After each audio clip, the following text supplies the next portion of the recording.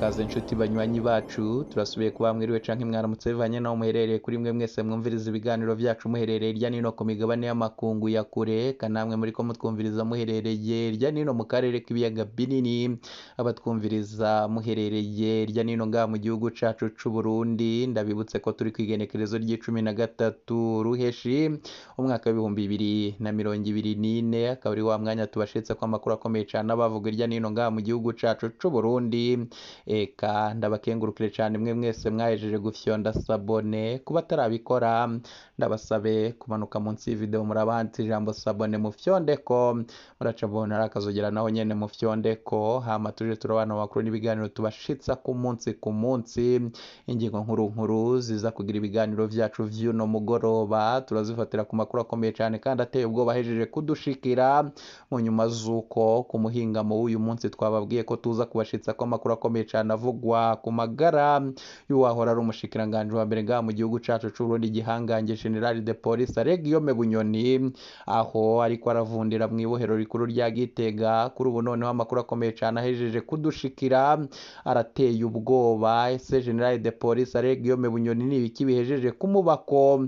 Eka abamenyesha amakuru bacu bahejeje kuturungikira amakuru ateye ubwoba ashitse mwaka kanya umumenyesha amakuru wacu yavuganye n'umwe mu bacungera ibohera aramubwira uko vyifashe kuri iryo bohero ivyo uraza kuvyumviriza mw'idonido ry'amakuru yacu bikabuko mu nyuma zuko urunani rw'imigambwe irwanya ubutegetsi ngaha mu gihugu cacu c'u Burundi rwiyemeje ko mukuru w'igihugu nyene icubahiro General Major Everest Ndayishimiye nadatanga imihoho baraca bafata inkoho bakamurwanya gushika avuye ku butegetsi. Ivyo bikabuko mu nyuma zuko no mu mugambwe wiwe hari indyane zikomeye cane atariko aravuga rumwe na bamwe mu bakomeye mu butegetsi bwiwe.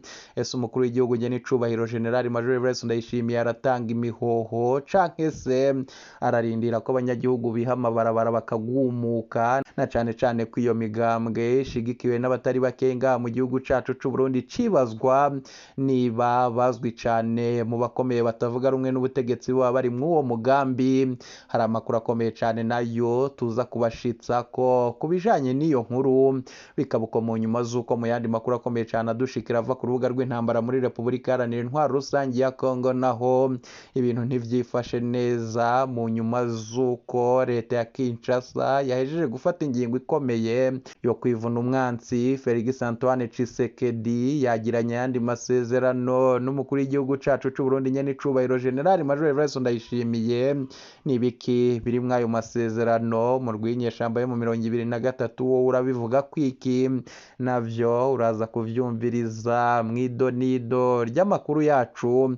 We wicu usabwa manuka munsi y'video urabanditse ijambo sabone ufyondeko uracubona hari akazogera naho nyene ufyondeko hama tuje turabana amakuru n'ibiganiro tubashitsa ku munsi eka tudatevye amakuru yacu tuyatangurire ku makuru akomeye cyane ahejeje kudushikira kandi twababwiye mu mpfunyafunyo z'amakuru yacu twababwiye amakuru akomeye cyane ku runani rw'imigambwe itavuga rumwe n'ubutegetsi ngaha mu gihugu cacu c'u Burundi twifatiye mu gahanga umukuru w'igihugu nyene icubahiro General Major Everest Ndayishimiye ruca ruramusaba gutanga imihoho ngo natagira ico akoze kugira iyo ngingo ishirwe mu ngiro baraca bafata inkoho bamurwanye gushika avuye ku butegetsi. Hampande y'ivyo Frederic Bamvuga inyumvira arongoye Sefora Arusha ruhurikiyemwo imigambwe y'abanyepolitiki batavuga rumwe n'ubutegetsi bwa Gitega nawe nyene avuga ko umukuru w'igihugu Variston Ndayishimiye akwiye gutanga imihoho kuko gutwara vyamaze kumutaka w'amazi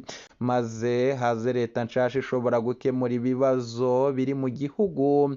Ibi yabishikirije inyuma yuko ku munsi wa gatandatu umukuru w'igihugu nyene icubahiro General Major Everest Ndayishimiye yavugiye mu ntara ya Gitega ku mwimbu wagenze neza mu gihugu cose mbere ko abanyagihugu batazashobora kubirya ngo babimare. Frederic Bamvuga inyumvira kandi yaneguye amajambo yamashikirizwa n'umukuru w'igihugu Variston Ndayishimiye kuko abigira bizi mu ntumbero yo guhuma amaso abarundi mu bibazo barimwo aho kubitorera umuti. Mu majambo yiwe Bamvuga inyumvira yagize ati umuntu yotegera ko umukuru w'igihugu abigira bizi umukuru w'igihugu abigira bibona Bizimana si ubwa mbere avuga ko abanyagihugu banezerewe, none niki conezera abanyagihugu?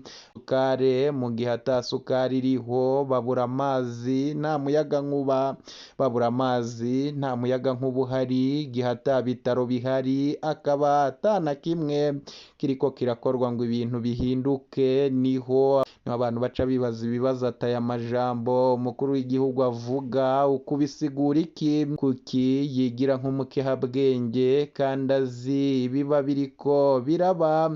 Yibaza ko abarundi batabona ibiriko biraba uko abibona. Ico abarundi twokuramwo nuko Variston Ndayishimiye atanyisha afise ku bibazo igihugu kirimwo, ntashoboye gutwara ngo abogore igihugu. Ku bwa Frederic Bamvuginyumvira bona ko hageze ko umukuru w'igihugu Variston Ndayishimiye yotanga imihoho, kuko gutwara vyamutaye kuwa amazi hakaza abandi babishoboye, kuko umugambwe uri ku butegetsi umaze imyaka irenga 20 wiba usahura itunga ry'igihugu gusa, kandi bikaja mu karwi k'abantu bake, amahera y'agaciro agasahurwa yose. Ikibabaje nuko ubutungane nabwo bwamaze guhabwa jonda amataco bugishoboye. Frederic yasubiriye agira ati ico gihugu mwabonye ciba kitariko kirakora n'icahe, yuko sendede yabo bayigize kurya ejo bundi. Yavuze ngo imbonerakure zikomere, mugabo amaherezo nuko igihugu gisambutse. Ubu tubibaze nde ngo maze bo bashoboye kuza gufasha, baze bicare baganira, igihugu gisubire ku murongo. Igihugu kiriko kiraca mu bintu biteye ubwoba cane, mbere abarundi batari bake bari mu mwiheburo baravye uko igihugu cifashe muri bino bihe. Igihugu kiri mu bibazo vy'igitoro, isukare, amafaranga y'agaciro n'ibinyobwa vya Burarudi, umuyagankuba. Birakenewe ko leta igira kigoro kaboneka kugira igihugu gisubire ku murongo. Bibaye ngombwa bicarane n'abarundi batari bake bahunze igihugu, kuko nabo bafise vyinshi boterera mu bibazo vya politiki, ubutunzi n'imibonano. Ivyo Bamvuginyumvira bivuze mu nyuma z'uko urongoye ishirahamwe Parisemu Faustin Ndikumana yasubiriye kuvuga ko mu gihe leta ihari yonanirwa gutorera umuti ibibazo bihanze igihugu, yotegerezwa gutanga imihoho hakaza leta nshasha. Ivyo yabishikirije nyuma yaho hasubiriye kwibonekeza ubukene bw'igitoro mu gihugu. Kwiyunguruza muri kino gihe bikaba bisigaye ari ikibazo gikomeye. Faustin Ndikumana arongoye ishirahamwe Parisemu avuga ko ibiturire vyimonogoje mu nzego zose z'igihugu ari vyo biteye isibe mu gihugu, bigaterwa nuko leta yivanga mu bintu vyose, hama ingingo zifatwa ntiziheze ngo zije mu ngiro, kubera indongozi zamaze gutakaza uburongozi. Bakaboko nabo ntibahanwe. Ikindi nuko mu gihe leta ihari yonanirwa gutorera umuti ibibazo bihanze igihugu, yotanga imihoho hakaza leta nshasha. Warongoye Parisemu mu majambo yiwe yagize ati giturire caramajwe uwarongoye Parisemu mu majambo yiwe yagize ati giturire caramaze gushwanyaguza inzego zose z'igihugu. Indongozi zaratakaje ico bita uburongozi bwo kumva ko bakunda igihugu, bariko bakorera igihugu, ko bakunda igihugu bariko bakorera igihugu. Ibi bintu bimaze kwinjira mu gihugu, igihugu ntaho kiba gihagaze. Nico gituma rero ingorane zamaze kuba umurengera, hakaba hakwiye gufatwa ingingo zikomeye. Izo nazo nta zindi nuko hashirwaho umugambi uboneka wo kurwanya igiturire mu Burundi no guhasha bakaboko kugira leta isubire kwizerwa. Ikindi nuko ibanki nkuru y'igihugu isubira mu minwe y'ubushikiranganji bw'ikigega ca leta, mu gihe ingorane zamaze kuba nyinshi nk'uku bica bisaba ko haboneka kanovera gashasha mu burongozi. Ni ukuvuga rero bibandanije bimeruku iyo leta ishobora gutanga imihoho hakaza iyindi. Faustin Ndikumana abona ko hari imvugo zidakwiye, hari imvugo zikwiye guhinduka. Abarongoye igihugu ntibame bavuga ko ibintu bimeze neza, ahubwo bemere ko hari ikibazo. Faustin Ndikumana mu majambo yiwe yasubiye ati dusubiye kwibutsa leta n'abarundi ko imvugo yo kwama bavuga ko ibintu vyifashe neza, bene iyo mvugo iraheza ikabeshuzwa nuko ibintu biba vyifashe. Ubwa mbere hariho ibipimo vyerekana uko igihugu kiba cifashe. Ivyo bipimo bibiri nta bindi ni ingene amadevize igihugu gifise mu bubiko angana n'umwanya mara mu gutuma igihugu gishobora kwinjiza ibintu mu gihugu. Gushika ubu turacafise ukwezi imbere, ni munsi y'ukwezi hamwe n'amezi ya stoke y'ibitoro igihugu kiba gifise. Mu bisanzwe ubu nta n'indwi ya stoke y'ibitoro dufise. Kuva na kera wasanga stoke y'ibitoro ari amezi 6 n'amadevize ari ku mezi 6. Urumva ko tugeze kuri urwo rugero ni ibintu bibabaje. Ikibazo c'ibitoro cabaye akananira abahinga, mbere leta ikaba yaramanitse amaboko nk'uko vyashikirijwe n'umushikiranganji wa mbere Gervas Ndirakobuca mu kuvuga ko atanyishu abona kwibura ry'igitoro rimaze hafi imyaka ishika kuri 2. Ico yashikirije gusa nuko iryo kena ry'igitoro ari inkwirikizi z'ivyabaye mu mwaka wa 2015. Ivyo ni bimwe mu vyatangazwa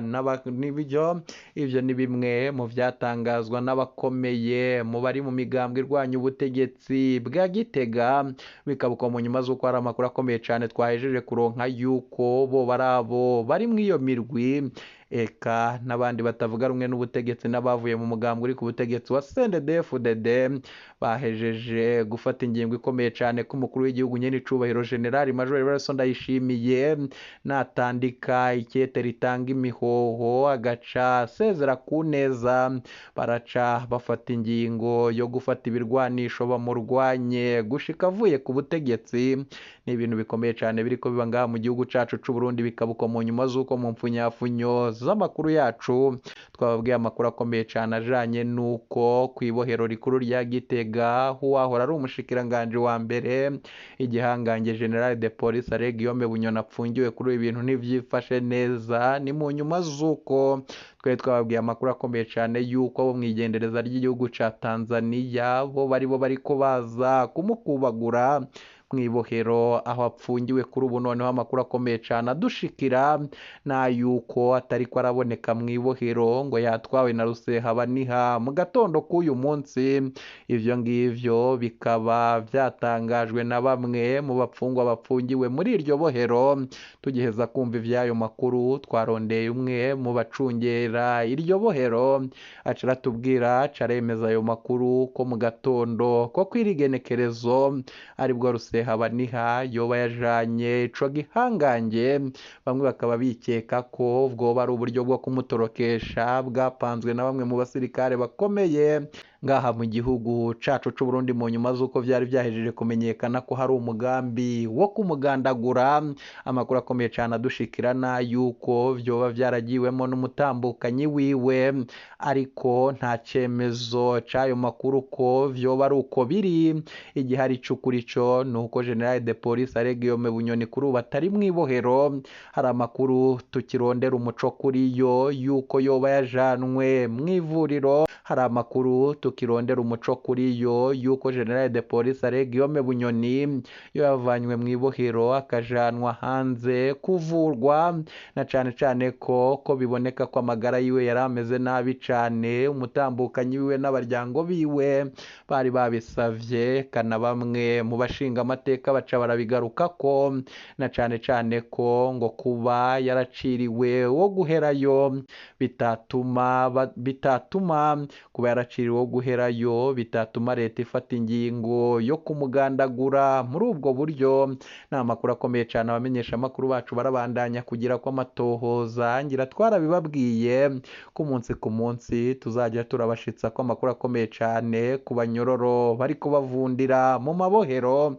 ku munsi w'ejo tuzababwira amakuru akomeye cyane avugwa kuri Florian Irangabiye uko byifashe muri iryo bohero kandi uko byifashe biruko kandi mu nyuma z'uko mu yandi makuru akomeye cyane adushikira ava ku rubuga rw'intambara muri Repubulika Iharanira Intwaro Rusange ya Kongo mu nyuma z'uko Felix Antoine Tshisekedi yicaza inama ya leta nshasha yashinzwe mu gihe gito y'igiheze agaca yisaba mu nyuma z'uko nyene icubahiro Felix Antoine Tshisekedi wa Repubulika Iharanira Intwaro Rusange ya Kongo yicarana na leta yiwe nshasha baraba ingene bakwivuna umwansi. kuri ubu noneho amakuru akomeye cyane adushikira nayuko bafashe ingingo imwe rudende yo guhushura inyeshamba z'umurwayi mu 2023 ku gataka ka Repubulika Iharanira Intwaro Rusange ya Kongo. igikomeye nuko uko bicaye bagafata ingingo imirwano yo yica ibandanya gukomera kuri ubu mu bice bitandukanye hoba Kanyabayonga no mu gice ca Sake no mu bindi bice hariko harumvikana urwamo rw'inkoho n'aya masaha tubashitsa kw'aya makuru. ni ibintu bikomeye cyane biri kuba muri Repubulika Iharanira Intwaro Rusange ya Kongo. hari amakuru tudafise ku muco twahawe n'umwe mu bagenzi bacu ari mu bice biriko biberamwo imirwano avuga ko mu 2023 yahinduye ingingo igiye gufata igisagara ca Goma mu masaha makeyi. biboneka ko leta ya Kinshasa yo ngo ata mwanya ifise wo kuganira n'abo yita ivyihebe. bikaba uko mu nyuma z'uko leta ya Kinshasa yasubiye kugirana ayandi masezerano n'umukuru w'igihugu nyene icubahiro General Major Evariste Ndayishimiye bakemeranya yuko leta ya Kinshasa izokwishura miliyoni zishika kuri 3 z'amadolari ya Amerika igihugu cacu c'u Burundi kugira kibandanye umugambi wo kurungika abasirikare. kuri ubu hari amakuru akomeye cyane twahejeje kuronka yuko muri iyi ndwi hashobora kurungikwa abandi basirikare bashika ku 500. abo ngabo bariko baratunganywa. Felix Antoine Tshisekedi yaravuze ko agiye kurungika indege kubafata. bikaba uko mu nyuma z'uko abasirikare b'abatari bakeyi bidogera kurungikwa gupfira mu mashyamba ya Kongo bidogera kurungikwa gupfira mu mashamba ya Repubulika Iharanira Intwaro Rusange ya Kongo ariko atayandi mahitamwo bafise na cane cane ko ugaragayeho kugumuka wese aca apfungwa akagirirwa nabi cane. ni amakuru akomeye cyane aheza kudushikira. eka mbakengurukire inshuti banywanyi twabanye mu ibiganiro vyo kwirigenekerezo bakengurukire cyane mwe mwese mwahejeje gufyonda sabone kuba atarabikora ndabasabe kumanuka munsi y'ivideo muraba handitse ijambo sabone mufyondeko muraca mu ntara akazogira naho nyene mufyondeko hama tuje turabana amakuru n'ibiganiro tubashitsa ku munsi ntimujire kure. ibiganiro vyacu nakagaruka. iyi ni Burundi News TV.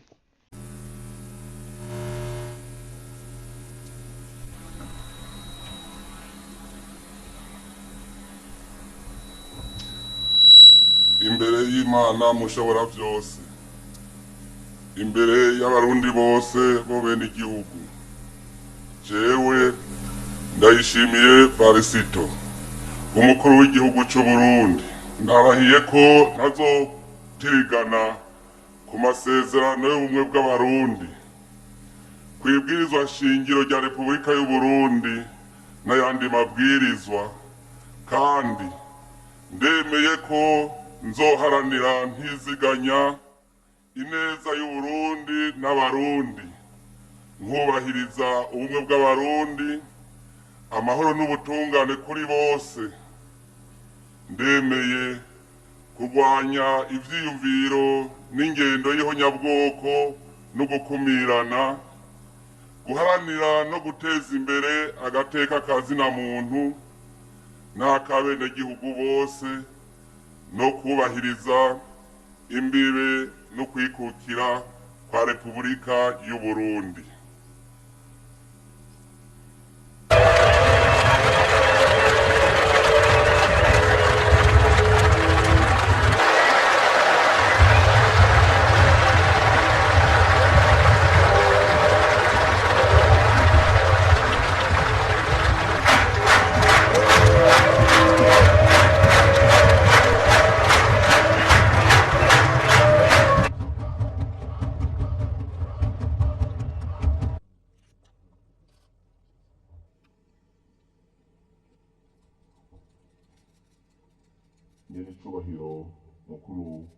cyacu cy'u Burundi